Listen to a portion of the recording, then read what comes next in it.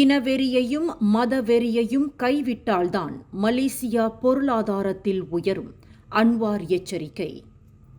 Malaysia தொடர்ந்து இறையாண்மையோடும் சுதந்திர தேசமாகவும் இருக்க வேண்டும் என்றால் மலேசியர்கள் இன தீவிரவாதம் மற்றும் மதவெறி கொண்ட மனப்பான்மையை கைவிட வேண்டும் என்று பிரதமர் டத்தோஸ்ரீ அன்வார் இப்ராஹிம் தெரிவித்துள்ளார்.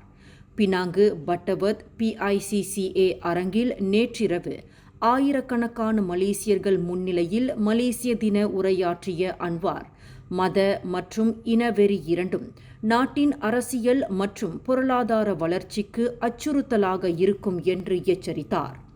அதேவேளையில் சுதந்திரம் என்பது நிலையான பொருளாதார வளர்ச்சியையும் கலாச்சார அமைப்பையும் உறுதி செய்து நம்மிடையே ஒற்றுமையை வலுப்படுத்துவது ஆகும் என்றும் அவர் வலியுறுத்தினார்.